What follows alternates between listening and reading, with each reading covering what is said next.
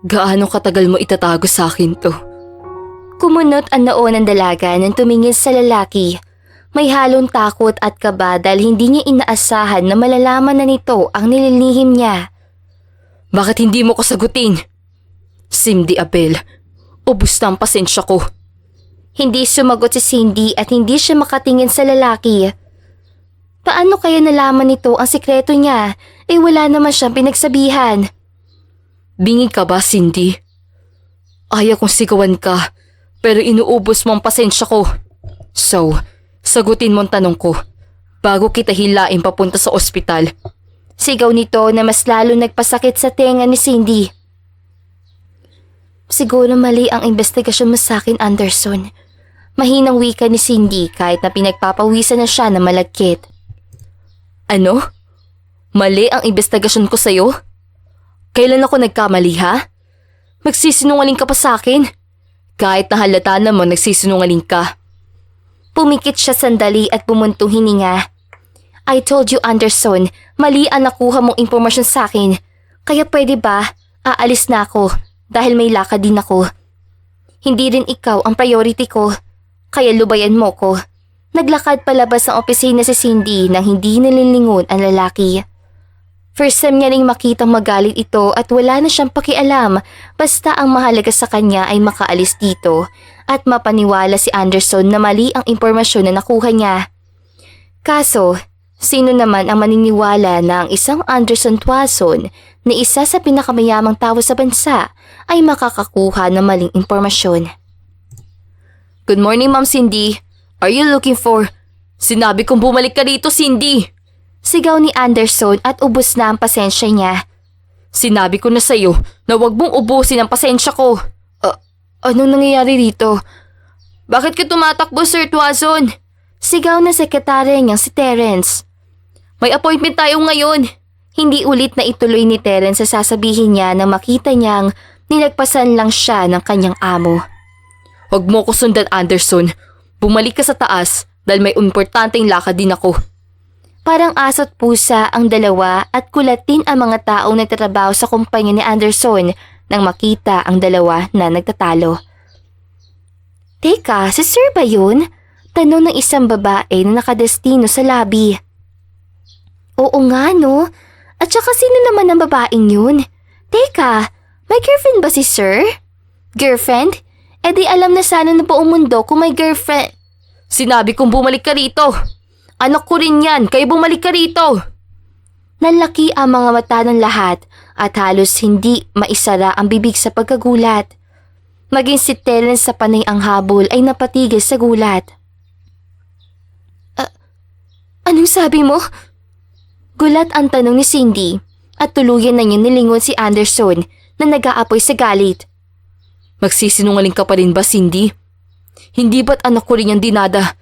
Tinakpan agad ni Cindy ang bibig nito at hinila si Anderson paakyat muli sa opisina nito habang si Terence ay nakabuntot pa rin. Wait sir, may meeting kayo ngayon. Kailangan din ngayon. Mamaya na kayong magtalo. Pwede unahin niyo muna to. Pagod na pagmamakaawa ni Terence dahil kanina pa siya habol ng habol sa dalawa. Pwede bang tigilan mo muna kami sa kakasunod mo, Terence? Diyan ka lang, huwag kang papasok dito sa loob. Utos si Cindy at pumasok na nga ang dalawa sa loob at isinara ang pinto. Ano sinabi mo, Anderson? Tama bang sumigaw ka kanina sa hallway at sinabing buntis ako at anak mo to? Inis na sigaw ni Cindy at hindi na niya alam ang gagawin. Kung nagsabi ka lang sa akin ng totoo, hindi aabot dito. Hindi ako sisigaw sa hallway na yon. Pawiin mo yung sinabi mo. Bakit ko babawiin? Bakit ba ayaw mo pang aminin sa akin na anak ko yan? Fine. Ano ngayon kung buntis nga ako? Pero hindi sa'yo. Nalaki ang mata ni Anderson sa sinabi ni Cindy at sabay tawa. Ano sinabi mo? Hindi ko anak yung dinadala mo. Huwag mo ko mabiro-biro, Cindy. Mukha ba nagsisinungaling ako? Sinabi ko naman sa'yo na hindi mo anak to. Tama na, Cindy. Pinagmamasdan na kita matagal na matapos sabihin ng daddy ko na makipag-blind date sa'yo. Kaya tama na ang pagsasalita ng hindi maganda. Puro na lang kasinungalingan ang sinasabi mo sa akin. Walang nagawa si Cindy kung hindi ang tumahimik. Tama naman kasi ito at talagang anak niya ang dinadala ni Cindy. Ayaw lang talaga ni Cindy sabihin dahil natatakot siya sa lalaki. Kahit na CEO ito, siya ay mayroon ding koneksyon sa underworld. See? Tumigil ka ni magsalita. Ayokong pahirapan ka, pero need mo makipag-cooperate sa akin. Baka nakakalimutan mong ikaw ang unang sumampa sa kama ko at niyaya. Enough, Anderson! Halos mamula ang pisngi ni Cindy sa sobrang hiya at nakita niya rin paano magliwanag ang mukha ni Anderson. So, ano na naman ang gusto mong sabihin ko? Tanong ni Cindy at nakakunot ang kanyang noo. Wala. Dito ka lang sa tabi ko at huwag ka na umalis pa. Alam mo na kaya kitang hanapin kahit nasaan ka pa. Bumilis ang tibok ng puso ni Cindy at ayaw niyang mahulog dito. Pero kaunting mga salita lamang nito ay hindi niya maiwasan na kiligin. Ganito ba talaga ang isang Anderson Tuason? Makalipas ang ilang araw, hindi pa rin mawari ni Cindy kung bakit siya pumayag sa gusto. Ngayon kasi ay nandito siya sa harap ng ospital kasama ang lalaki. Mas madali kung pumayag ka na si Kyla na ang tumingin sa'yo. Inis sa sambit ni Anderson pero tumawa lang na mahina si Cindy. Tumigil ka nga sa kakatawa. Gusto ko lang siguraduhin ang safety mo dahil anak ko rin yan. Hindi lang yan sa'yo. Tama na, Mr. Anderson. Mas gusto kong magpatingin dito dahil siya na ang nagtitingin sa akin. Ayoko rin naguluhin ka. Fine.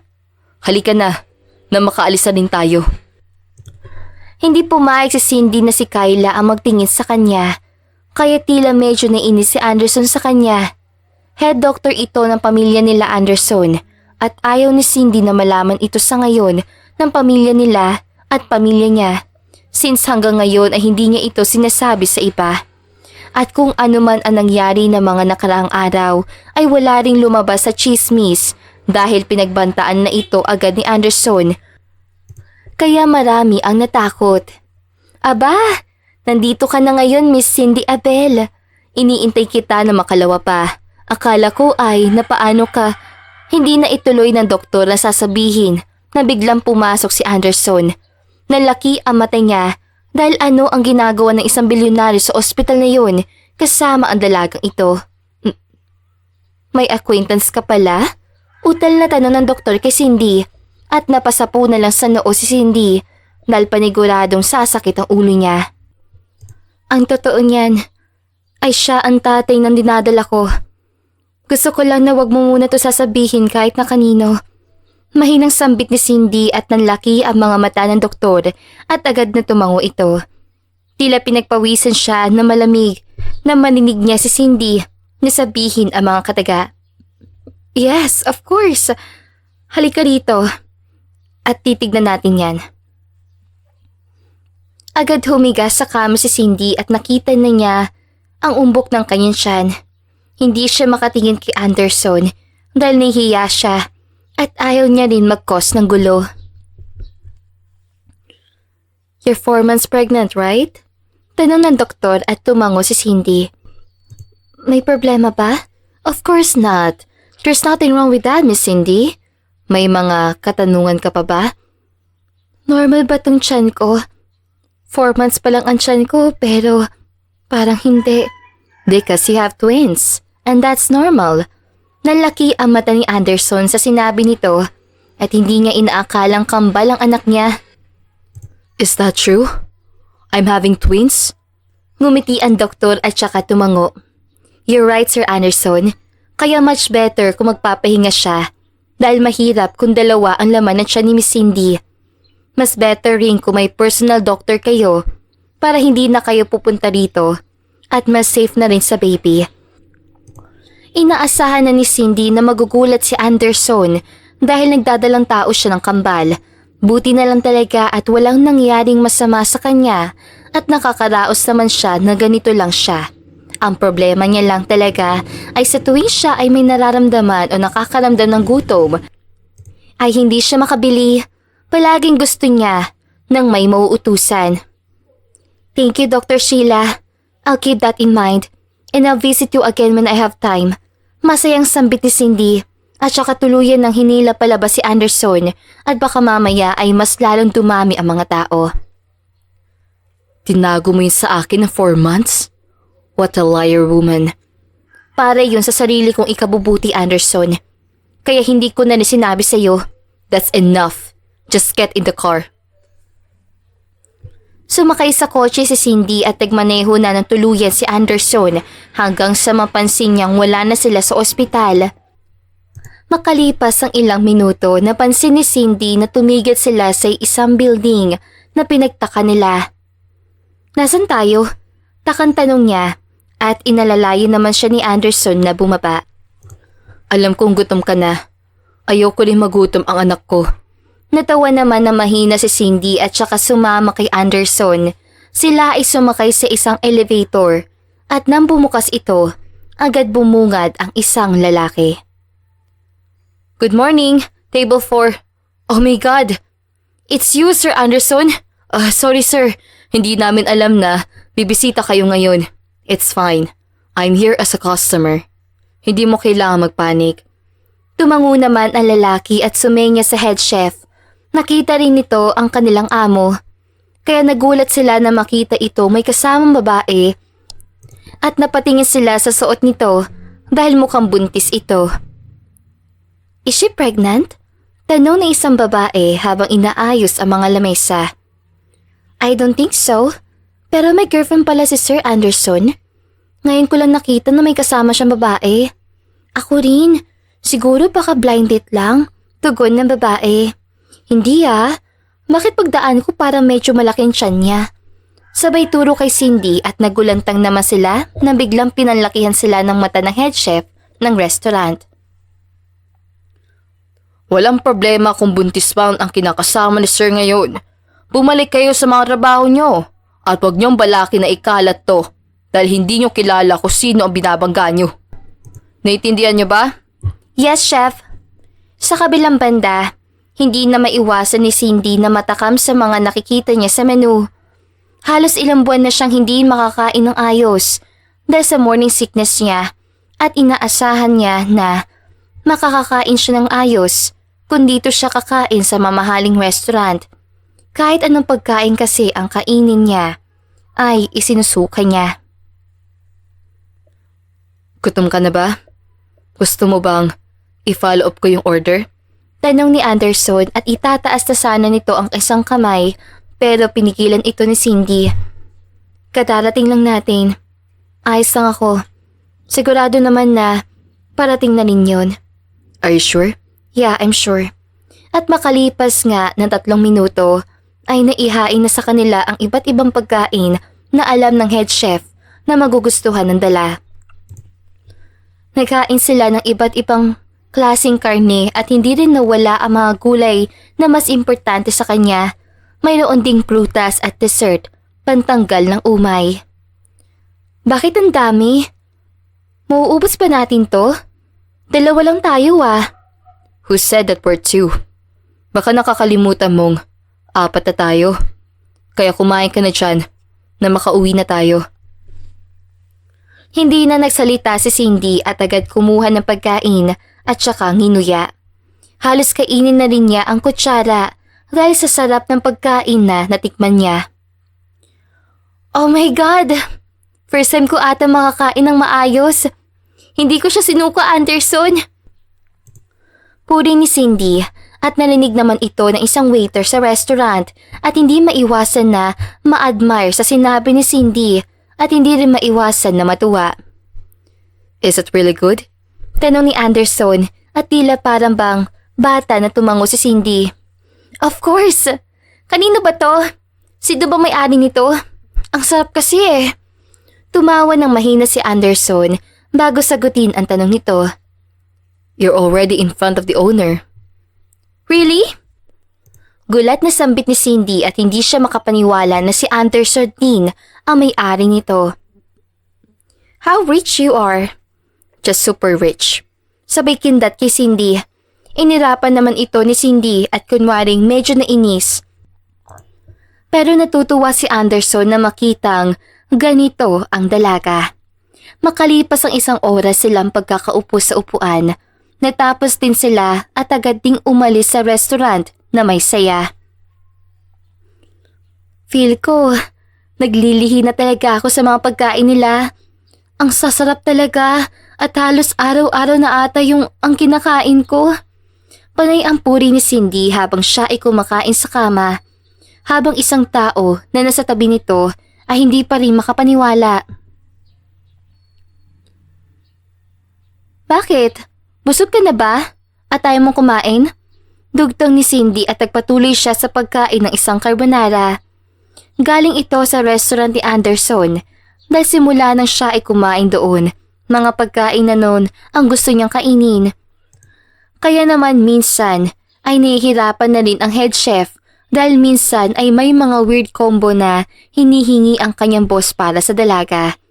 At nalaman nga nilang buntis si Cindy, kaya naman ayaw nila ito ma-disappoint, lalo na ang restaurant ni Anderson ay isa at una sa pinakasikat na restaurant sa bansa. Hindi lang sa masarap ito at lahat ng pagkain at sinaserve ay fresh at laging bago. Akala ko ba blind date? Bakit pag uwi ko rito, ganyan na ang tiyan mo? Sagutin mo nga ang tanong ko, Abel. Dahil talagang malalagas na ang buhok mo sa akin. Inis na sambit ni Weasley. Matalik siyang kaibigan ni Cindy simula nang sila ay nasa high school pa lamang. Kaya nga blind date eh. Oo nga, blind date. Bakit ganyan na tiyan mo? Ang laki-laki. At saka, anong ginagawa mo rito sa bahay ni Anderson? Akala ko ba, nasa condominium ka? Napasa po sa noo si Weasley dahil sa stress na nararamdaman niya sa kaibigan. Hindi niya inaasahan na maging sa kanya ay maglilihim ito. Halos magka-chat at magkausap sila araw-araw pero never sinabi ng dalaga na siya ay buntis. Feeling ko tuloy, niloko mo kung babae ka. Grabe ka, hindi mo malang sabihin sa akin na buntis ka. Kung hindi ako uuwi at aalamin ko na saan ka, hindi mo pala sasabihin. Diyos meyo ka. Agad niyakap ni Cindy ang kaibigan at saka humingi ng pasensya. Hindi naman niya ginusto na magsinungaling pero ayaw niya rin kasi isipin siya ng kaibigan habang busy ito sa abroad na magbakasyon. May plano naman akong sabihin sa'yo, pero sabi ko talaga pag uwi mo na lang. Hindi ko naman expect na 4 months ka rin pala roon. Akala ko naman ay mga 1.5 month lang, paliwanag ni Cindy. At sumubo ng isang potato fries. Nagkaroon din kasi ng client si Daddy, kaya hindi na kami nakauwi noon. Pero kahit na, sana naman ay sinabi mo pa ni sa'kin. Mali ko ba? Kung pinilit ka lang ng lalaking yun at hindi natin alam. If mabait si Anderson, lalo na alam natin na may kapitin niya sa underworld. Kinilabuta si Weasley na magiting niya iyon at agad naman siya nakatanggap ng hampas sa kaibigan. Tumahimik ka nga dyan, alam ko at mukha namang mabait siya. Kinikilig na saad ni Cindy at inirapan lang siya ng kaibigan. Ewan, kung makamabait ka. Para nung nag-blind date kayo, sabi mo, ayaw mo sa kanya at nakakatakot siya. Tapos ngayon, mabait na? Hays, kaloka nga naman ang buhay. Ano palang ginagawa mo rito? Tanong ni Cindy sa kaibigan at nagliwanag naman ang mata nito. Samahan mo ko at ililibre kita. Gusto ko kumain sa bagong cafe na itinayo ng tita ko. Sandali lang at tatawagan ko lang si Anders. Heb? Bakit tatawagan mo pa? Kasama mo naman ako at hindi kita kikidnapin sa kanya. Ako na ang bahala sa'yo. Kaya halika na. Yaya nito pero agad namang bumitaw si Cindy at umiling. Baka magalit na naman yung Cindy. At isa pa, nahihiya ako lumabas. Sabay pout nito at tila nagpa-cute pa sa kaibigan. Anong nahihiya? Nahihiya ka dyan sa tiyan mo? Hala ka, Abed. Baka nakakalimutan mong ginusto mo yan at wala ka na magagawa. Kung hindi mo lang sinabing kambal yan ay talaga namang magtatampo ako. 2 na agad ang inaanak ko. Kinikilig na saad ni Winsley at saka panay ang talon. Kaya ano pang hinihintay mo? Halika na! Hayaan mo na yung cellphone mo. At saka, ito, isuot mo tong mga damit ni Anderson. Malalaki to at siguradong hindi makikita yan tiyan mo. Kinuha ni Winsley ang ilang t-shirt na kulay itim. Eto, itim ang isuot mo. Hay, oo na, sige na. Ito na, at isusuot ko na. Makalipas ang ilang minuto na pag-aayos si Cindy, sila ay lumabas at sumakay sa kotse ni Weasley. Ang dalawa ay panay ang tsikahan at hanggang sa makalipas pang ilang minuto ay nakarating na nga sila sa cafe na sinasabi ni Weasley. Wow! Ang ganda nga ng itsura! Hindi rin masakit sa mata at retro style. Not bad! Puri ni Cindy. Agad naman lumapit ang isang babae at agad niyakap si Weasley. Ate Weasley! Ngayon na lang ulit kita nakita ah. Masayang saad ang dalagang babae. Nag-out of town kasi. By the way, here's my friend, Cindy. And this is one of our trusted cousin. Hindi mo lang siya kilala. Kakauwi lang probinsya. Agad namang nagkamayan ang dalawa at saka binigyan ito ng ngiti ni Cindy. Nice to meet you. Nice to meet you din ate. Nga pala, ipagagawa ko na kayo.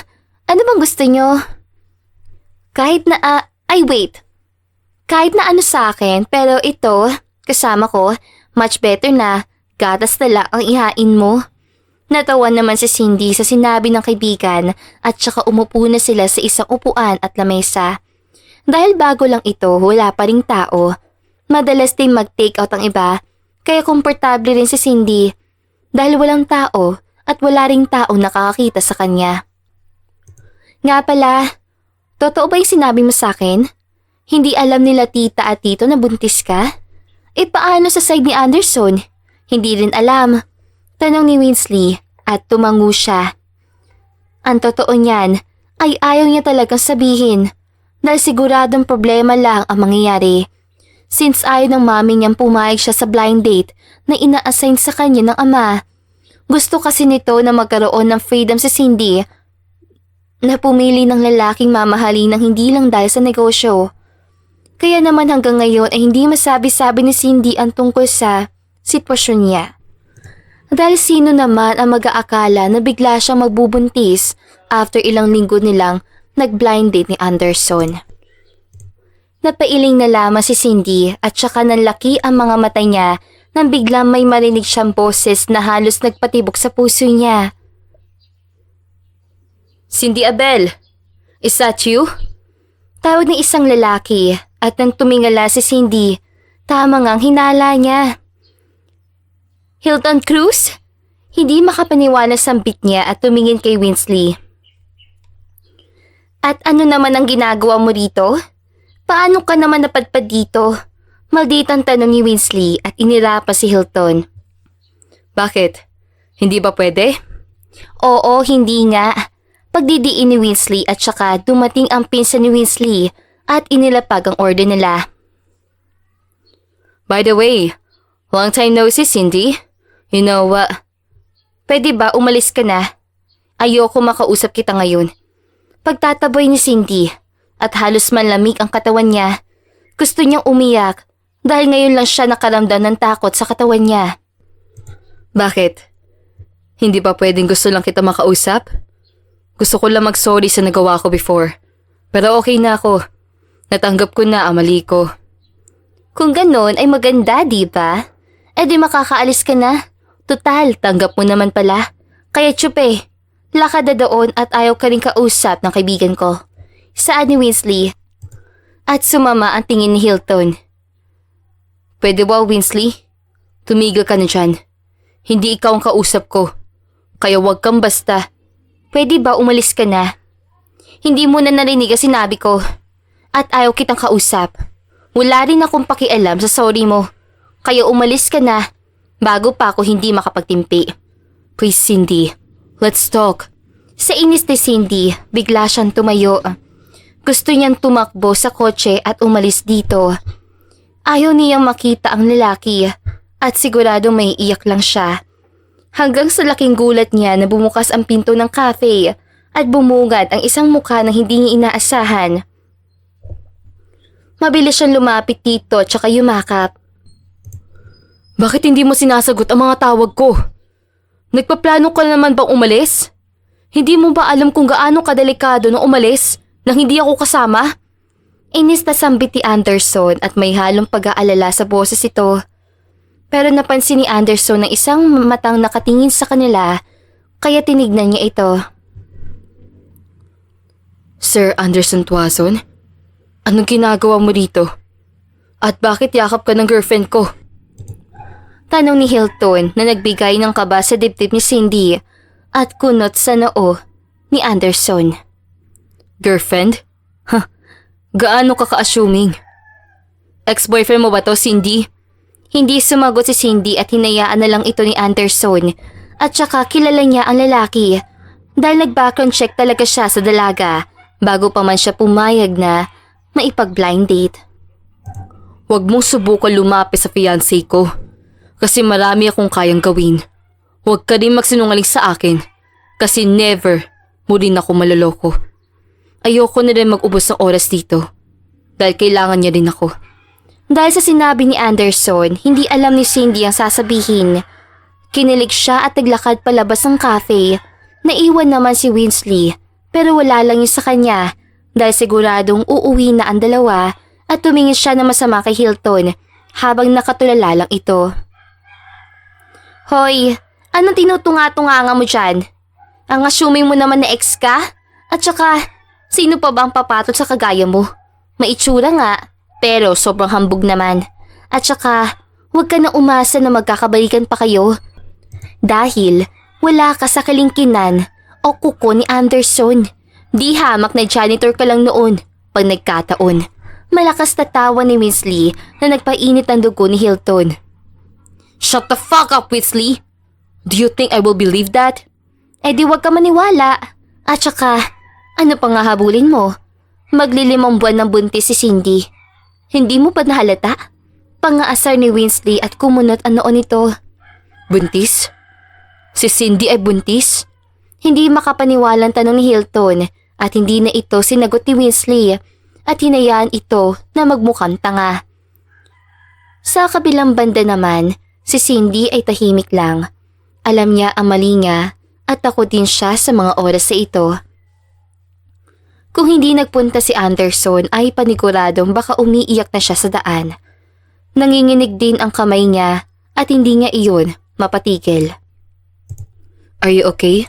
Nag-aalalang tanong ni Anderson at saka umiling siya dahil hindi naman talaga siya okay. Wait, let me part this car first. Matapos i-party Anderson ng kanyang kotse ay agad niya namang inalalayan si Cindy. Ngayon ay hindi na siya naiilang sa lalaki. Di tulad dati, kinikilig na siya rito dahil sa mga inaakto nito na tila totoong may relasyon sila. Kahit na nakita niya ang ex-boyfriend niya, hindi na yun ganun kasakit pa. Umakyat ang dalawa sa taas at saka nahiga sa kama si Cindy.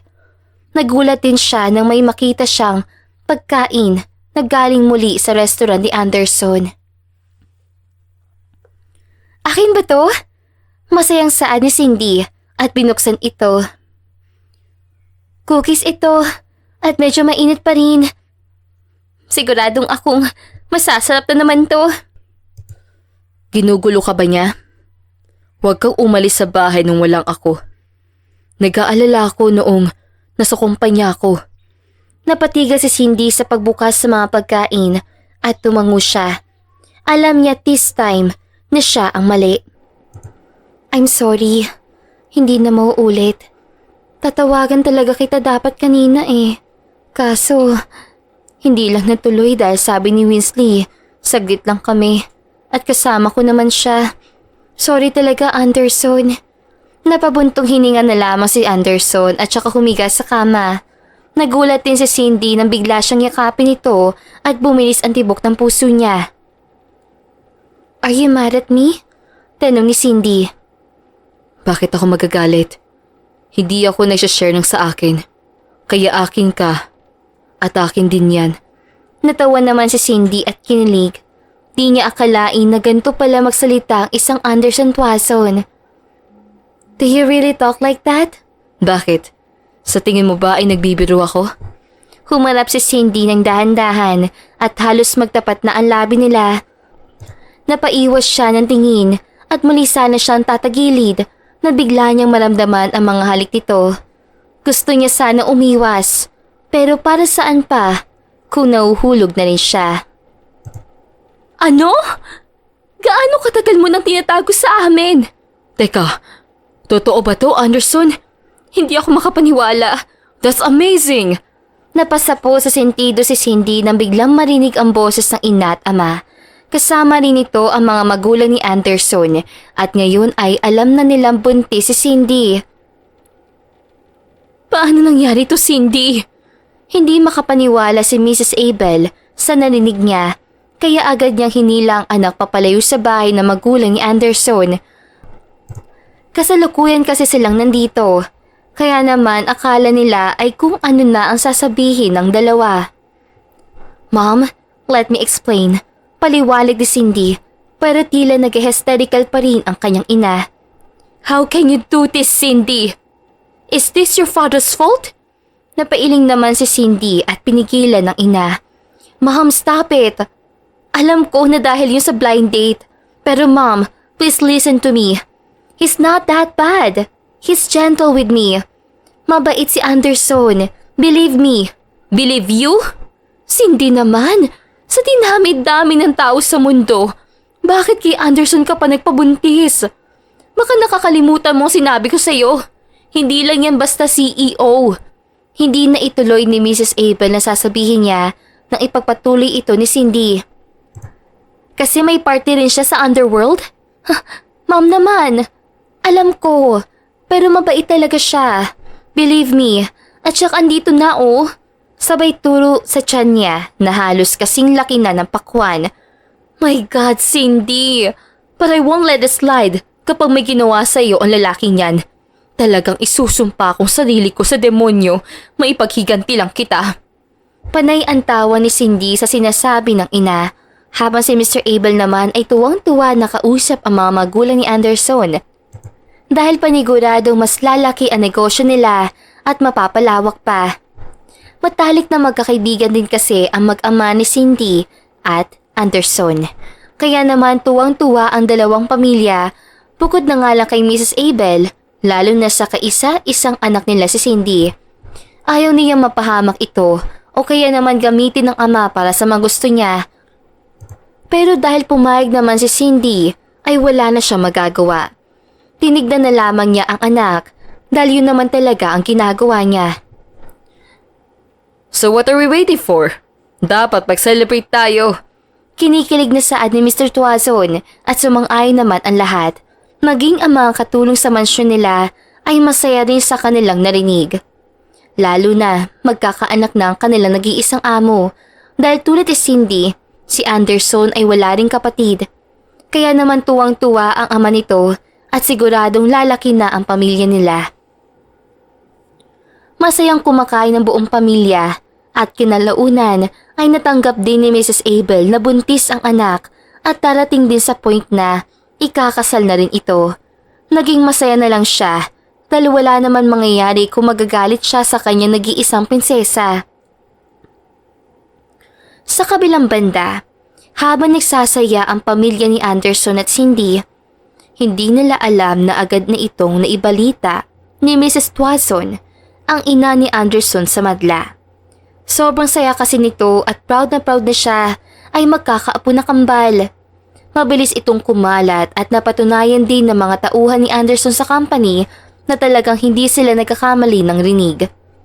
Dahil sa mabilis sa pagkalat ng balita, agad itong nakarating sa mga naging kaklase ni Cindy at kaibigan at lalong-lalo na sa ex-boyfriend niyang si Hilton.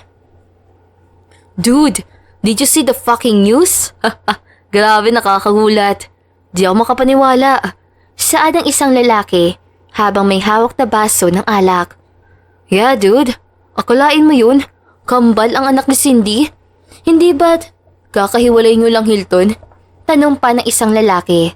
Pero hindi maipinta ang aura ni Hilton dahil hindi siya makapaniwalang buntis talaga ito tulad ng sinabi ni Winsley sa kanya. This is not true. I talked to her yesterday at hindi ko nahalatang buntis siya. Siguradong peke ito. Alam niyo na hindi kaya ni Cindy nung wala ako. Saan ni Hilton, kahit na nakita niya naman na tila kakaibaan siya ni Cindy. Fake news? Are you sure? Si Mrs. Twazon na ang nagsabing buntis si Cindy. At akalain mo yun, ang magiging asawa pa ni Cindy ay isa sa pinakamayamang tao sa ban. I said shut the fuck up. Napasigaw niya si Hilton sa inis. Hindi niya kaya makitang masaya si Cindy sa iba, lalo na kakahiwalay lang nila. Hindi niya alam paano napunta sa sitwasyon na ito, pero hindi siya papayag na maging masaya to ng ganun-ganun na lang. Hey chill, marami namang paraan para dyan. Hindi mo kailangang magalit sa amin. Pero, hindi ba't kakahiwalay nyo lang? Tanong ng kaibigan ni Hilton habang inilalagok ang alak. Hindi kaya sa'yo yun at hindi kay Anderson? Kumunot ang noo ni Hilton sa sinabi ng kaibigan. What do you mean? Hindi ba nakakapagtaka lang? Kakahiwalay nyo lang, then buntis na agad si Cindy? Hindi kaya sa'yo yun? At hindi talaga kay Anderson? Malay ba natin kung itinago niya lang sa'yo at mag-seduce siya ng ibang tao para mapalabas na hindi iyo ang bata, di ba? May punto ka nun, dude. Lalo na, galit sa kanya si Cindy. And I think, sa'yo talaga ang batang yun. No doubt. Tila nagliwanag ang mukha ni Hilton sa narinig niya at napaniwala ngang sa kanya ang bata. Sa tingin niyo, akin ang batang yun? Ako ang ama? Aba syempre, kahit naman sino hindi maniniwala. Base sa post ni Mrs. Wazon ay maglilimang buwan ng buntis si Cindy. At later on, malalaman na rin nila ang gender ng bata for sure. Kailan ba kayo naghiwalay? Tanong ng isa habang ito ay nakatayo at paikot-ikot sa loob ng isang kwarto. 6 months ago. Bingo! E di sa'yo nga ang batang yun. Alam nga namang nakahanap ng bago si Cindy after nun. Nawala bigla ang saya sa mukha ni Hilton nang ma-realize niya na kahit kailan ay walang nangyari sa kanila. Never pumayag si Cindy sa mga ganung bagay. Kaya niya ito iniwan. Halos ibato ni Hilton ang baso na ikagulat ng dalawa. Fuck! That's not my fucking child! Kahit kailan ay wala pa nangyayari sa amin ni Cindy. So paano ko sasabihin ng anak kong batang yun? What? Akala ko ba ay may nangyari na sa inyo? Sinabi mo yun sa amin niloko ko lang kayo that time dahil na bad trip ako. Fuck! Then wala ka nang habol kay Cindy. Anak talaga ni Anderson ang batang yun. I think you should move on. Total, hindi naman pala. Hindi ulit na ituloy ng lalaki ang sasabihin na biglang tumayo si Hilton. Bakit ko hahayaan na ganoon, ha? Bakit hahayaan kung masaya sila? Hindi ako papayag. Don't tell me may binabalak ka. Huwag mo nang ituloy dahil hindi ko alam kung ano ang kaya ng isang yun. Banta ng isa at tumanguri ng isa nilang kasama. I don't care. As long as I can destroy Anderson. Kinabukasan, masayang gumising si Cindy dahil wala nang kahit na anong problema sa kanyang dibdib ang kanyang inaalala. Lalo na nasabi niya na rin sa magulang niya na siya ay buntis at ganoon din naman sa side ni Anderson. Pakiramdam niya ay ready na tuloy siya manganak. Young lady, gising na po ba kayo? Napatingin si Cindy sa pinto at napatango siya nang makita niya ang isang maid ng bahay nila. Ngayon kasi ay kasalukuyan siyang naririto at kasama niya ang pamilya ni Anderson habang si Anderson naman ay nasa trabaho. Come here. Ano yan ate? Sabay tingin sa tray at biglang nagliwanag ang mukha niya na bigla siya makakita ng pagkain. Feeling niya ay mananaba siya nito sa kakakain. Pinabibigay po ni Madam Poisson. Kumain daw po kayo nito para maging healthy ang baby niyo. Napangiti naman si Cindy at saka kinuha ang pagkain. Kayo po, ayaw nyo? Alok niya sa babae pero umiling lang ito sa kanya. Naku po ma'am, ayos lang po ako. Salamat din at nakakain na rin po kami sa baba. Ngumiti na lamang si Cindy at saka tumango.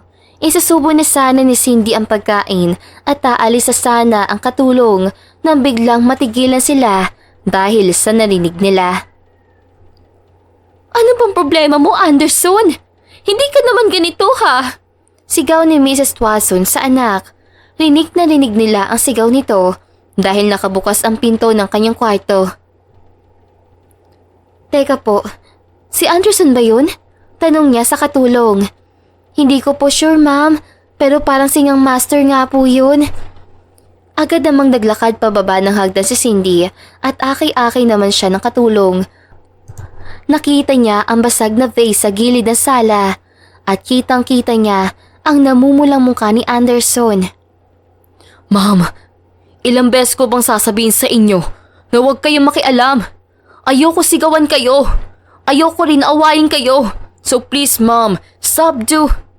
Anderson, anong ginagawa mo? Tanong ni Cindy at malungkot ang mukha nito. Agad naman lumapit si Anderson sa dalaga at niyakap ito. Did I scare you? Tanong nito at sumama naman ang mukha ni Mrs. Twazon. Ako dapat ang tinatanong mo niyan, Anderson. Nakakaloka kang bata to. Ako ang tinakot mo. Bago itong unika iha kung tinatanong mo. Ha? My God! Natawa naman si Cindy sa inakto ni Mrs. Twazon at bumuntong hininga si Anderson at humarap sa ina. Ma'am, I'm sorry. Please, maniwala kayo sa akin. Ayoko mapahamak siya. Kaya makinig kayo sa akin. Tinutukoy ni Anderson ang pag-post ng ina tungkol sa kambal nila. Ngayon kasi ay usap-usapan ni ito ng media at hindi na rin siya makapagtrabaho ng ayos dahil na rin sa stress na natatanggap niya. What's the problem, Anderson? Bakit pa bigla ka na nagwawala? Tinatakot mo si Ma'am kapag ganyan. Tumingin si Anderson sa ina at saka umiling. That's nothing. Halika na at umakyat ulit sa taas. I'll be back, Mom. Tell Dad that I need to talk to him. Tumango naman si Mrs. Twazon at hindi na sumagot. Kilala niya ang anak, kaya agad niyang tiningnan ang kanyang anak at umalis. Tatawagan nito ang asawa na busy na sa meeting ng bagong project ng kanilang pamilya. Samantalang si Cindy at Anderson naman ay umakyat sa kanilang kwarto at saka humiga. Mukhang may problema ka, Anderson. Come here. Let me blow them away. Natawa naman si Anderson na bigla siyang niyakap ni Cindy. Nawala nga ang inis niya at napalitan ito ng saya. Alam mo ba, gusto na kita kahit na alam kong hindi pa ganoong katagal na magkakilala tayo. Bulong ni Anderson sa dalaga at kinilig naman si Cindy. Hindi naman maipagkakaila na gusto na niya ang binata. Yeah, me too. Bulong ni Cindy at nagulat na lang siya nang halikan siya nito. Hindi na rin pumalag si Cindy dahil magkakaanak na rin naman sila. Pero sa hindi inaasahan, biglang bumukas ang pinto at isang tao ang bumungad sa kanila na hindi ina-expect ni Anderson na makita. What the fuck, bro? Huwag ka titingin, Lucas. Mayaman ka na pero gumagawa ka pa ng Agad naman napatigas si Lorenzo nang batukan siya ng asawa. We're very sorry, Anderson. We didn't mean to interrupt you. Umayos ka nga, Lorenzo. Nakakahiya sa kaibigan mo. Suway ni Kelsey sa asawa. Uncle! Sigaw ng bata si Lucas at tumakbo ito papalapit kay Anderson at anak ito ni Lorenzo at Kelsey. Habang si Cindy at Anderson ay mamatay-matay na sa hiya nang dahil sa biglang pagbisita ng kanyang kaibigan. Ano naman ang ginagawa mo rito, Lorenzo? Bigla-bigla ka na lang pumapasok sa kwarto ko. Inisasambit ni Anderson at ibinaba si Lucas. Lagi naman akong ganito ng mga binata pa tayo At saka, hindi mo sinabi sa akin ang tungkol dyan. Sabay turo ni Lorenzo kay Cindy. Nalaman ko pa kay tita at tito. Parang hindi naman tayo magkaibigan yan. By the way, I'm Lorenzo and this is my wife, Kelsey, and our son, Lucas. Duktong ni Lorenzo at agad namang Nginitian ni Cindy ang mga ito kahit na naiilang siya. Cindy Abel, pagpapakilala ni Cindy at nakipagkamay sa mga ito. Ano pinakain mo rito sa kaibigan ko? Hindi naman yan ganyan. Pabirong tanong ni Lorenzo at tumawa lang si Cindy. Hindi ko rin alam eh. Tumigil ka na nga dyan, Lorenzo. Masyado mo ginugulo isipan ni Cindy. Halika sa baba at sigurado naghain si Mom. Masayang bumaba ang mga ito at masayang nagsalo-salo. Is that her? Oh my God, siya nga! Ano nakita ni Sir John? Sinabi mo pati, hindi hamak na pera lang ang habol niyan kay Sir. Siguro hindi pa alam ni Sir ang balita kaya ganyan, pero nakakaawa yan kapag nalaman. Kumunot ang noo ni Cindy simula nang siya ay pumasok sa loob ng company ni Anderson. Matalim na kasi ang mga mata ng mga tao sa kanya at hindi niya alam kung bakit. Masakit na rin ang tenga niya dahil kung ano-ano rin ang naririnig niya. Ayaw niya maging assuming na siya ang pinaparinggan ng mga ito. Pero hindi niya maiwasan dahil siya lang naman ang babae ni Anderson. Sigurado ka bang kay Sir yan? Tanong ng isang babae sa kasamahan niya. Hindi natin alam since ngayon lang din naman natin niya nakita plus buntis na. Nakakaloka nga naman. Agad hinarap ni Cindy ang mga babae at nag-decide na mamaya na umakyat sa elevator. Hindi na niya matemp ang inis kaya agad niya napagsalitaan ang mga babae. Excuse me? Pwedeng dahan-dahan sa pananalita? O baka gusto mong lagyan ko yung dila mo ng asin at sili? Tutal, may dala naman talaga ako. Sambit ni Cindy at tila nangaasat ito. At bakit miss? Need ka ba igalang namin? Hindi ba't gold digger ka lang naman? Anong karapatan mo para pagsalitaan kami ng ganyan? Nalaki ang mga mata niya at napasinghap. Gold digger? Saan ba kubaladyo mo naman yan nakuha? Sigurado ka na ba? At bakit? Hindi naman kami magiging sigurado. Isa pa, hindi naman yan kay Sir. Baka sabihin mo, anak yan ni Sir Hilton Cruz. What did you say? Sigaw ni Cindy at halos umapaw ang inis niya sa sinabi ng dalaga. Paano niya nasabi na anak ni Hilton ang dinadala niya? Look at yourself. Halatang halata ka na ayaw mo pa umamin na siya talagang ama yung dinadala mo. And how did you say that, ha? Agad inabot ng babae ang kanyang cellphone at saka nabasa nito ang isang article. Halos mag-usok na ng tuluyan ang kanyang tenga dahil hindi niya akalain na gagawa ng eskandalo si Hilton para mapabalik siya. That stupid fucker. Inis na sambit ni Cindy at saka inabot sa babae. So, naniwala ka naman sa sinabi niyan. Sa tingin mo ba na madali mo malolokong isang Anderson Tuazon? Kaya mag-isip-isip kayo dahil baka mamaya ay wala na kayong trabaho. Ngiting sambit ni Cindy at tila nainis ang mga ito. Gold digger ka lang. Tandaan. Anong nangyayari rito? Nagulat ang lahat nang biglang dumating si Anderson. Nagtakbuhan din palayo ang mga ibang taong nakikichismis at bumalik sa kanilang mga trabaho. Samantalang ang tatlong babae na pinag-uusapan siya ay nandito pa rin sa harap nila. May tinatago ka ba, Anderson? Tanong ni Cindy at kinabahan naman si Anderson dahil hindi niya alam na nandito ang dalaga. Kung hindi pa sinabi ni Terence ay hindi niya malalaman. Sabi nila, gold digger raw ako. Sabi nila, hindi raw sa itong dinadala ko. Hindi na mapigilan ni Cindy na maging emosyonal. Ayaw niyang umiyak pero bigla na lang siyang umiyak. Nagulat ang mga babae sa nakita nila at natakot. Sinamaan sila ng tingin ni Anderson na makita niyang ganito ang dalaga. Ayoko na makita ang mga mukha niyo. Because all of you are fired! Sigaw ni Anderson. At first time ng lahat na marinig ang sigaw nito. Kalmado lang kasi itong palagi at kayang kumontrol ng emosyon pero ngayon ay kakaiba na. Ang tatlong dalaga na nakatayo ay tila ng lumo. Hindi sila makapagsalita. At ang ibang mga nanonood ay ganoon din dahil natatakot na maging sila ay madamay. Lalo na pinag-uusapan din nila ang bagong trending na balita sa kanilang amo at kinakasama nito.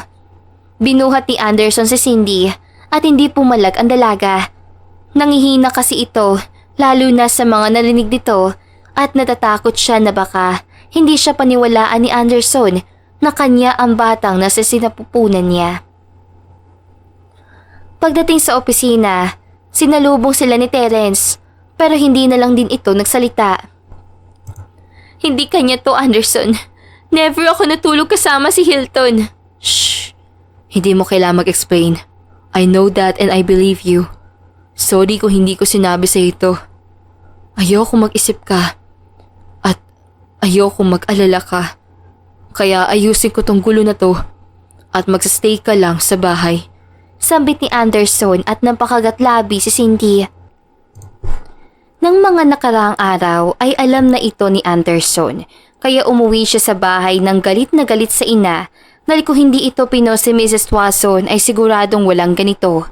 Kaya naman agad niya rin kinausap ang kanyang pamilya at pamilya ni Cindy para hindi makarating kay Cindy ang balita.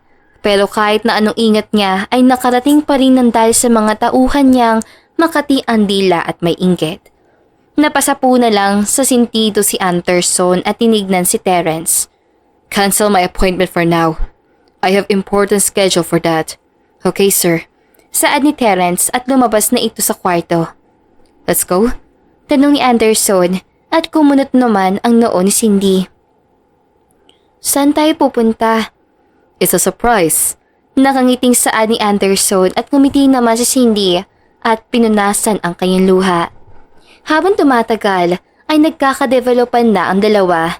Malaki na rin ang siya ni Cindy at kitang-kita na ito kesa noong mga nakaraang linggo na magkasama sila. Ayon kasi sa mga pamahiin ng matatanda, kapag daw nalalaman ng iba ay lumalaki ang siya ng isang babae kapag nabubuntis. Halos 1 oras at kalahati nang marating ni Cindy at Anderson ng isang beach. Hindi naman ganong karami ang tao, pero dahil na sa balita nila, ay nakilala rin sila ng mga turista at ibang mga tao na nasa beach. Sila ay kinuhanan ng mga litrato at agad ding pinost sa social media. Halatang-halata sa dalawa na masaya sila habang nasa buhanginan. Romantic ka rin pala, pabirong saan ni Cindy at nilalaro ang tubig sa beach. Nagustuhan mo ba? Tanong ni Anderson habang nakahabak siya sa kamay ng dalaga. Bakit naman hindi ko magugustuhan to? Ikaw ang may gawa at ang ganda rito. Hindi pa rin ako nakakapunta dito kahit na hindi naman to kalayuan sa amin. Wait for me. Let me get our food. Tumango si Cindy at saka nakatingin sa karagatan. Kitang-kita niya ang mga ibon na lumilipad habang siya ay nakatayo. Hindi niya maiwasan na hawakan ng kanyang tiyan at hindi makapaniwalang konting buwan na lang ay manganganak na siya. Ano kayang ipapangalan ko sa inyo kapag alam ko na ang gender niyo? Isip-isip ni Cindy, lalo na hindi pa siya nakakapag-isip ng name dahil hindi pa rin nila alam ang gender ng mga anak nila. Cindy, tawag ni Anderson. Ano yung dala? What are you doing? Hindi makapaniwala si Cindy nang makita niya ang buong pamilya ni Anderson at pamilya niya rito. Nandito rin ang kaibigan niya si Winsley at maging si Lorenzo at Kelsey. May party ba? Hindi niyo naman ako sinabihan. Natatawang sambit ni Cindy at biglang lumuhod si Anderson na kinagulat ni Cindy. I know na pabigla-bigla ako, pero gusto ko nang makasigurado na akin ka. Gusto ko patunayan na lahat na nangyari sa atin ay hindi pagkakamali. Kaya Cindy, will you marry me? Hindi makapagsalita si Cindy dahil sa gulat. Hindi niya alam ang sasabihin niya, lalo na hindi niya naman inaasahan na pakakasalan siya ni Anderson. Hindi ka nagbibiro, di ba? Naiiyak na tanong ni Cindy at tila tumatawa pa ito. Why would I? Ang tagal, girl! Oo lang ang sasabihin mo, hindi mo pa masabi. Pabirong sambit ni Winsley sa kaibigan at panay ang cheer ng mga ito. Pero isang tao ang hinanap ng mata ni Cindy. Walang iba kundi ang kanyang ina na nakangiti sa kanya at pumapalakpak. Panay ang tango nito sa kanya at tila umiiyak pa nga. Nakuha na rin niya ng tuluyan ang sagot ng ina kaya humarap siya kay Anderson at saka tumango. Yes, I'll marry you. Dahil sa sinabi ni Cindy, agad nagtalunan ang dalawang pamilya at bisita. Nasaksihan din ng mga ito ang matatamis na halik ng dalawa. Magkakaroon ka na ng kalaro, Lucas. Sigaw ni Lorenzo na ikinatawan naman na marami. Dahil sa nangyari, mabilis din itong kumalat at maraming mga tao sa beach ang kumuha ng litrato at samus-saring inggit ang natanggap ng ilan at marami rin naman ang natuwa dahil wala naman silang magagawa kung hindi maging masaya na lang din para sa iba. Samantalang ang issue ni Cindy at Hilton ay natakpan at nawala ng parang bula. Inayos na kasi ito ni Terence at sinabi na hindi totoo ang latang sibintang ni Hilton dahil kahit kailan ay wala naman talaga nangyari kay Cindy at Hilton at alam ni Anderson yun dahil nang may mangyari sa kanila, nakita niya kinabukasan na may dugo ang bedsheet ng kanyang kama. Diyos ko girl, ikakasal ka na after niyan. Excited na ako. Masayang saad ni Winsley at panay ang talon. Magkakaroon na siya ng rich tita. Plus, meron ka pang abay sa kasal na maganda. Tumigil ka nga dyan, Winsley. Ang ingay-ingay mo naman. Gusto mong kurutin ko ang singit mo na matahimik ka? Sus, palipasa, ikakasal ka na kaya ganyan ka na. Huwag ka mag-alala. Kapag kailangan ng mga inaanak ko ang tulong nila, nandito lang ang kanilang magandang tita. Sinamaan ito ng tingin ni Cindy at saka itinaboy ang kaibigan. Shupi, lakad na roon at kumain ka na. Ikaw? Oo, teka lang, nagpapahangin pa ako. Sige, sabi mo yan. Basta, sumunod ka na ha. Tumango si Cindy at saka pinagmasdan si Winsley makalayo. Nakangiti siya habang nakatingin sa kanyang singsing. Feeling niya ay nananaginip siya at saka napatingin siya sa gawin ni Anderson. Busy ito sandali dahil nagkataon na nandoon din ang ibang business friend si Anderson. Hindi na muna siya lumapit dahil ayaw niyang istorbohin yun na bigla siyang makaramdam na tila naiihi. Nasaan ba ang CR dito? Mahinang bulong niya at naglakad-lakad hanggang sa makita niya ito. Finally, makakaihin na rin. Kanina pa ako naiihi eh. Ganito ba talaga pag buntis? Palagi na lang naiihi? Tanong ni Cindy sa sarili. Pagkatapos noon ay tumingin siya sa salamin para magsalamin. Pero laking gulat niya na makita niya si Hilton. Hilton? Anong ginagawa mo rito? Galit na tanong ni Cindy. Magkaroon ng anak kay Anderson ay hindi okay sa akin. Tapos ngayon ay ikakasal ka sa kanya? Marrying him? Sigurado ka ba sa sinasabi mo? Gumagawa ka na naman ng kwento. Sino nagsabing ikakasal ako sa kanya? Ano to? Hindi ba't singsing to? Agad hinaplot ni Cindy ang kanyang kamay matapos hilain ni Hilton ang kamay niya at ipinakita sa kanya ang singsing. Ano ngayon? Anong problema roon? At isa pa, siya ang ama na dinadala ko at hindi ikaw. Huwag kang gumawa ng mga kwento na hindi naman totoo dahil kahit kailan ay ilusyon mo lang yun. Makinig ka sa akin maigi, Cindy. Hindi mo pa kilala si Anderson. Masama siyang tao. Hindi mo alam kung anong negosyo ang ginagawa niya.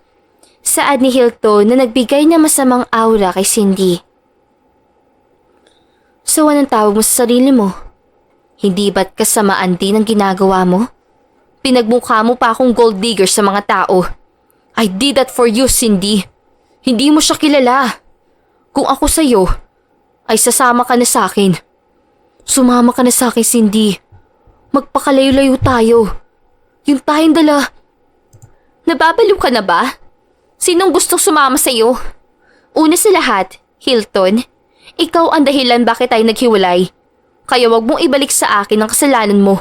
At hindi na yung magbabago pa. At tapos na tayo. Akmang aalis sa sana si Cindy nang bigla siyang pigilan ni Hilton. Subukan mong gumawa ng hindi maganda. Talagang sisigaw ako dito. Agad namang binitawan ni Hilton si Cindy at saka nag-iwan ng salita. Tandaan mo to, Cindy. Babalik at babalik ka sa akin. Nek-nek mo. Wala nang taong magtitiis sa'yo. Sabay talikod ni Cindy at saka irap. Akala niya siguro kasing pogi siya ni Anderson. Ewan ko ba? Bakit ako nahulog sa mukhang sugpo? Samantalang si Hilton ay may tinawagan sa kanyang cellphone. Wala na siyang ibang naiisip kung hindi kidnapin ang dalaga at dalhin sa malayo kung saan silang dalawa lang ang naroroon. Bakit ganyan ang mukha mo? Baka mamaya naman ay pangit ang kalabasan ng mga inaanak ko ha? Ay, tumigil ka nga dyan, Winsley. Nag-aalala lang ako kay Anderson. Sabi ni Terence ay busy lang siya sa trabaho. Pero halos 1 linggo na siyang hindi nauuwi. Nag-aalalang sambit ni Cindy habang nakain ng ubas. Ha? 1 linggo na siya hindi nauwi? Naku po Cindy, baka naman mamaya ay may babae pala si Anderson. Sinamaan naman ni Cindy ang kaibigan.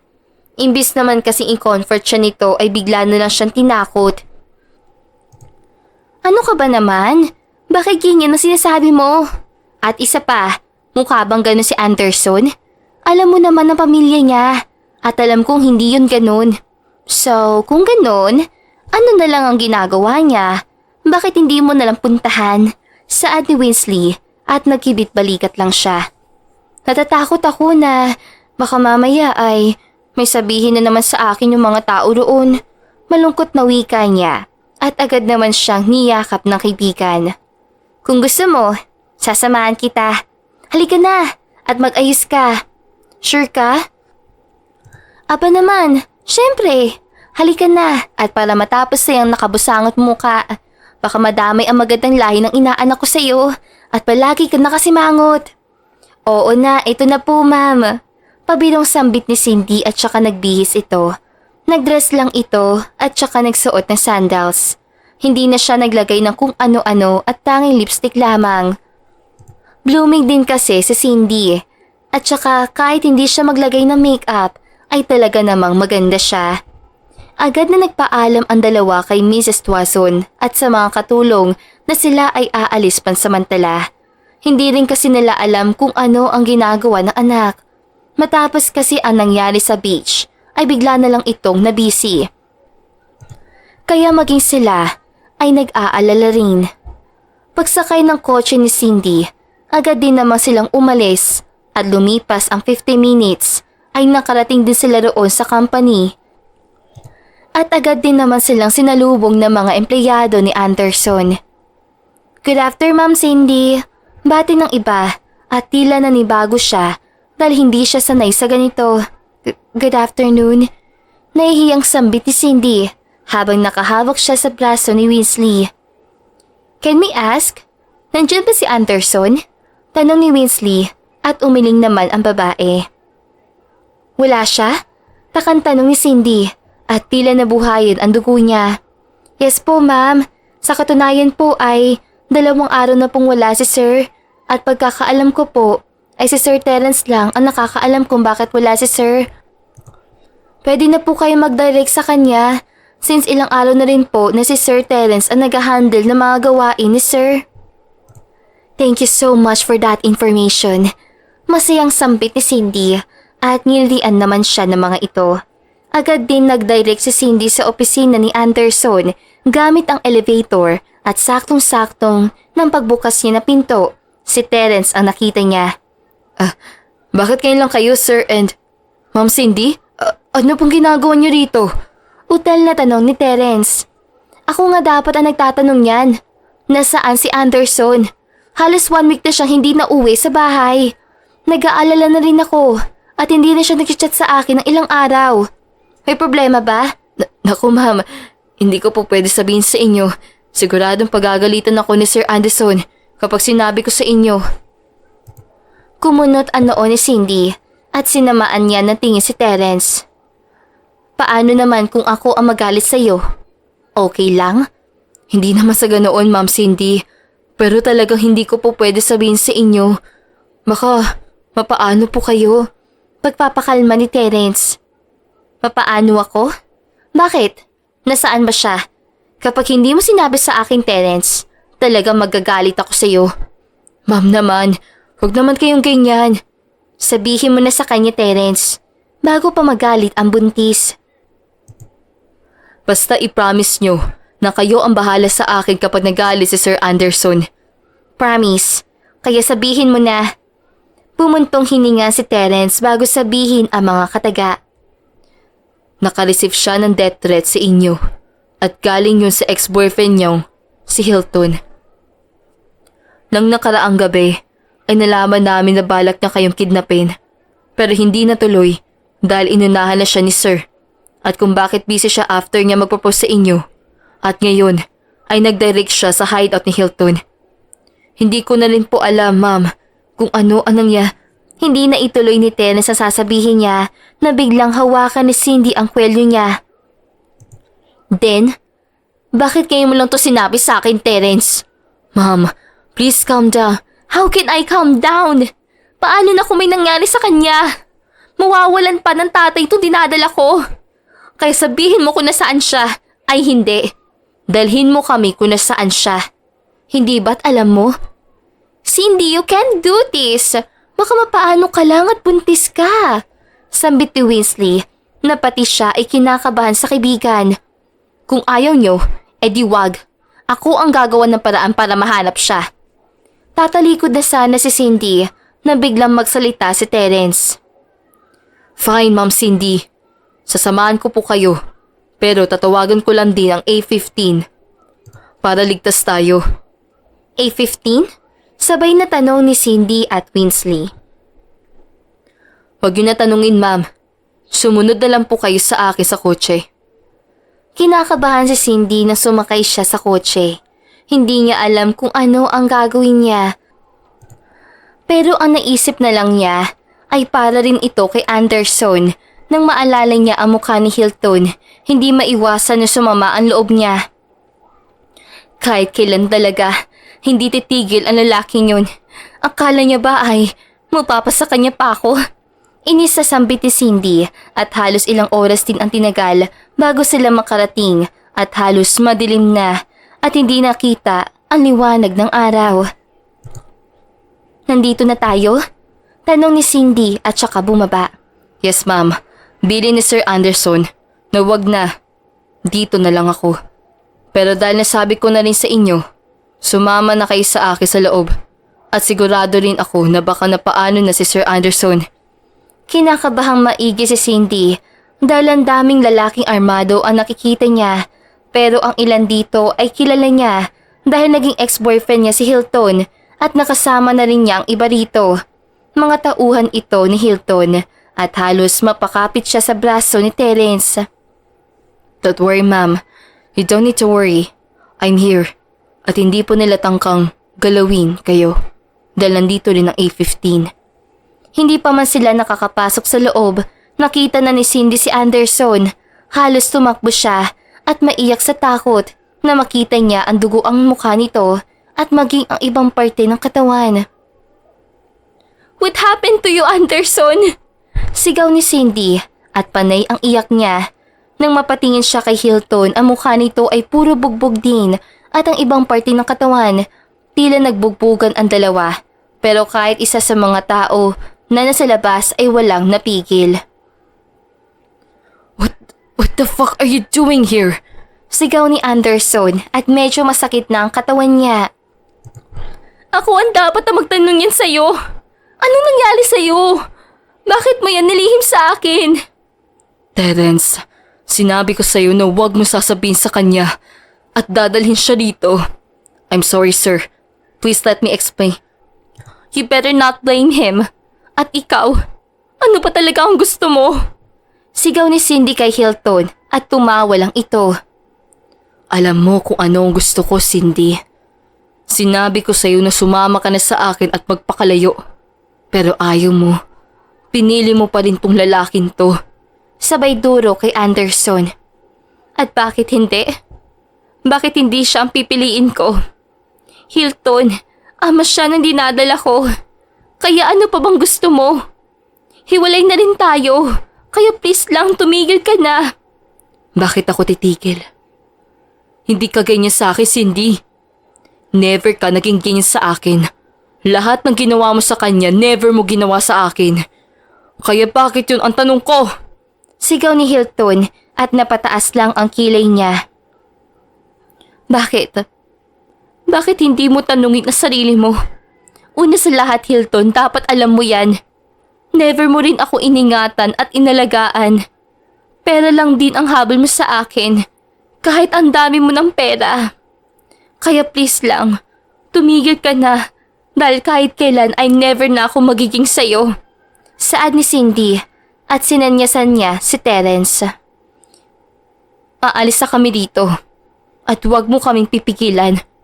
Tumigil ka na. Dahil sawang-sawa na rin ako, Hilton. Dugtong ni Cindy at nang paalis na sila, siya ka naman bumunot ng bala si Hilton at itinapat kay Anderson. Kung ganun, ayoko maging masaya ka. Sabay baril dito at tinamaan sa balikat si Anderson at naging alarma ang lahat. Ang mga tauhan ni Anderson at Hilton ay nagkumpulan sa loob at kani-kaniyang tutok ng baril. Ah! Sigaw ni Anderson at saka nagulat si Cindy. What did you do? Sigaw ni Cindy at nilapit si Anderson. Halos maiyak siya dahil ayaw tumigil ng dugo pero panay tawa lang si Hilton at biglang pumasok ang ilang mga pulis at hinuli si Hilton. Pero ang mga tauhan nila ay kani-kanyang tutok pa rin. Paglingon ni Cindy, nakita niya si Jules. Jules, please, huwag mong gawin to. Hindi nagsalita si Jules at ito ang bodyguard niya noon ng ex-boyfriend niya si Hilton nang biglang nakaramdam ng sakit ng tiyan si Cindy at nagulat siya na bigla na lang siyang dinugo. Oh my God, Anderson?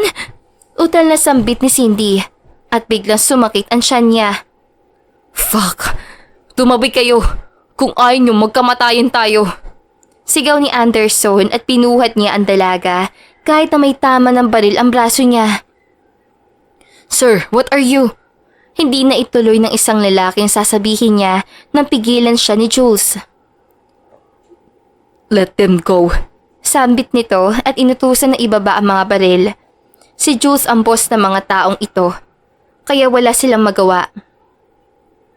Sir, baka pagalita tayo ni Boss Hilton. Saad ng lalaki at tinignan lang nila si Hilton na hinuli na ng pulis. Bukod kay Hilton, Cindy is also my boss. Ako habang buhay na rin niya ako magiging bodyguard. Saad ni Jules na pinagtaka ng mga naririto bukod sa ibang mga tao na kilala si Cindy. Hinayaan nilang maisugod sa ospital si Cindy dahil ayaw rin ni Jules na may mangyaring masama rito. Dahil si Cindy lang ang nagparamdam sa kanila na importante sila at hindi tulad ni Hilton na ginagamit lang sila.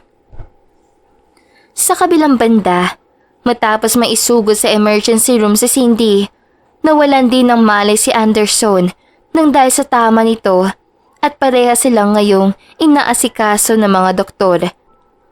At ang dalawang pamilya ay agad namang sumunod sa ospital dahil sa balita na nalaman nila.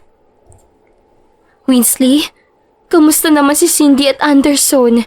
Tanong ni Mrs. Abel sa dalaga. Hindi pa po namin Sino po ang relative ni Mr. Twazon at Miss Abel? Tanong ng doktor at agad namang nagtaasan ng kamay ang dalawang pamilya. Kami, sabay-sabay na sambit ng mga ito.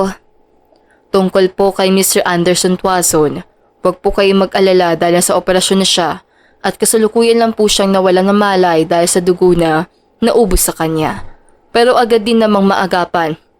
Ililipat na niya siya sa isang room after matanggal ng bala sa braso at hindi naman ganong kalalim at sigurado rin ako na natanggal na nila yun ngayon.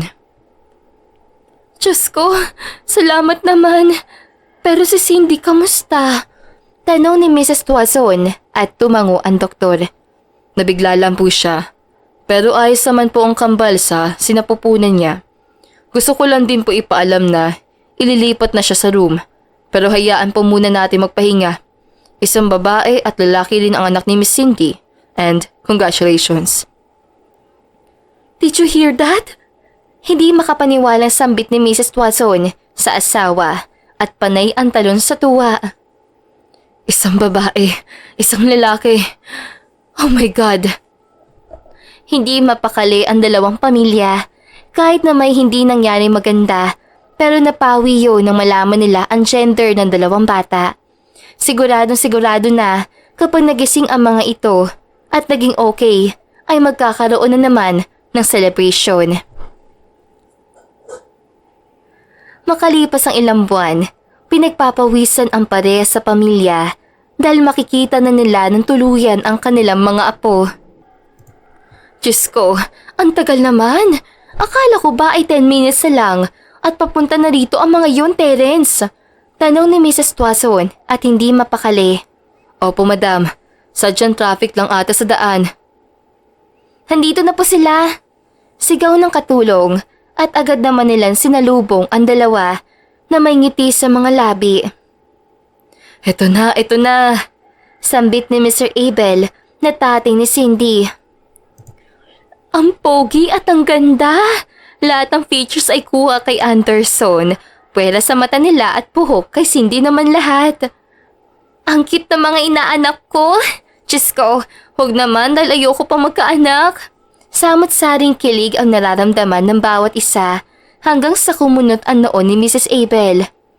Teka, ano bang pangalan ng dalawang batang ito? Nagtingin na si Anderson at Cindy nang tanungin iyon ng ina. Meet our daughter, Alexandria, and our son, Chandler. Pagpapakilala ni Cindy at niyakap ang lalaki. Ang gaganda ng pangalan ng mga batang ito. Kahit kailan talaga ay napakaganda rin ng lahi natin. Magdagdag pa kayo. Tumawa naman ang lahat dahil sa biro ni Mrs. Tuazon. Lahat ng nandito ay masaya at naghahanda sila para sa celebration ng pamilya. Ayaw muna nila ipaalam sa iba since gusto nila na sila na muna dahil na rin sa trauma na nangyari sa kanila. Samantalang kasalukuyang na nasa labas si Cindy nang biglang may yumakap sa kanya. Nakakagulat ka naman? Saad nito? Nagulat pa kita? Namiss lang kita. Sus, kanina lang tayo magkasama. Nasaan pala mga bata? Tanong ni Cindy. Ayun, bitbit ng kanilang mga lolo at lola. Hindi na rin makakatulog ang mga yun sa sobrang excited. Natawa silang dalawa bago magkatitigan. Thank you for giving me such a wonderful child. I love you. I love you too. Matapos mag-kiss ng dalawa ay pumasok na rin ito sa loob ng bahay at nakisaya. Ang dalawang pamilya ay masayang masaya at lumipas ang ilang buwan ay nag-decide na rin ang mga ito na ibahagi sa madla ang dalawang kambal at ang imbitasyon na inihanda nila para sa kasal ni Anderson at Cindy. Habang lumilipas ang araw, ay mas lalong sumasaya ang pamilya nila at dito na nagtatapos ang kanilang istorya. Hanggang sa muli, paalam!